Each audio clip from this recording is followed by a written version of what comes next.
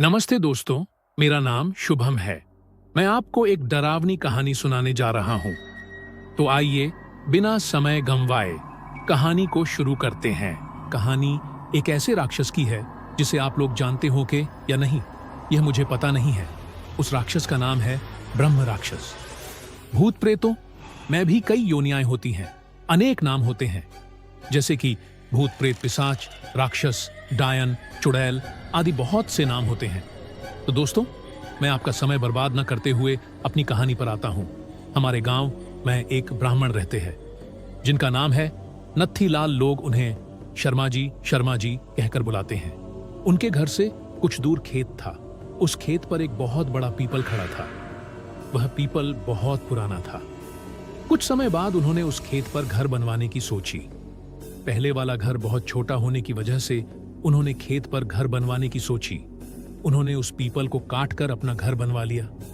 कुछ दिन तो ठीक ठाक चला, पर कुछ दिन बाद शर्मा जी बड़े परेशान रहने लगे। कभी वह पूजा करते थे, कभी नहीं।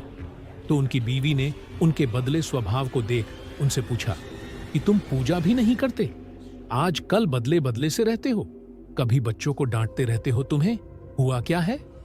पंडित जी के चेहरे पर मुस्कान आई और वह कहने लगे, मेरे घर को तोड़कर अपना घर तो बना लिया है, और इसे क्या पूजा करने की कह रही हो? सब कुछ मैं ही हूं, मैं ही भगवान हूं। इसे पूजा करने की कोई जरूरत नहीं है। वो कभी दांत मीसते, कभी बड़े प्यार से बोलते, कभी आंखें लाल तो कभी सही हो जाते थे। उनकी बीवी को शक हो गया कि जरूर किसी भूत प्रेत का साया है, और वो बातें ऐसे करते हैं जैसे कि वो दो लोग हों। तब पंडितानी ने उनको बिठाकर आसन लगाकर हनुमान चालीसा पढ़ने लगी। वो सोच रही थी, अगर कोई भूत प्रेत होगा तो भाग जाए, पर पंडित जी पर उसका कोई असर नहीं पड़ा।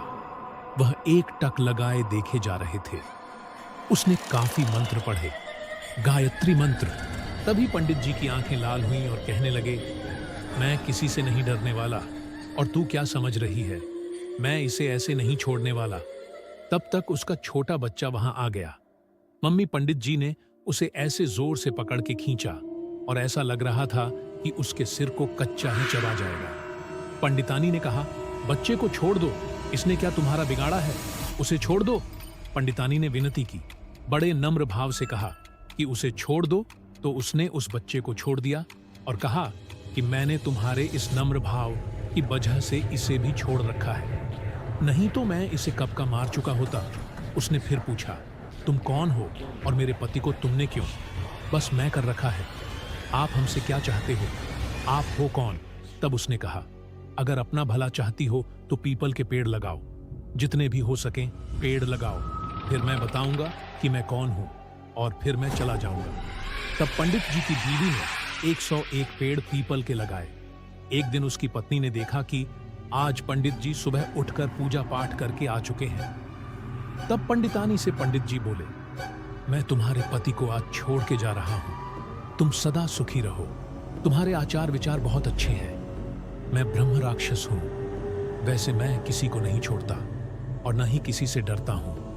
मैं ब्रह्म राक्षस हूं, ब्रह्म राक्षस। हाँ, तुम्हारे पति ने मेरे पीपल को काट दिया था, जिस पर मैं हजारों सालों से रह रहा था। मुझे गुस्सा तो आया, पर मैं तुम्हारी अच्छाई के कारण मैंने इन्हें छोड़ दिया जा रहा हूं, तुम्हारे पति को छोड़कर। तब पंडित जी अचानक सही हो गए। तब पंडित जी की बीवी की आंखों से आंसू निकल पड़े। तो दोस्तों, अगर बुरे के साथ अगर तुम अच्छा करोगे हो तो एक दिन वह भी अच्छा हो जाता है।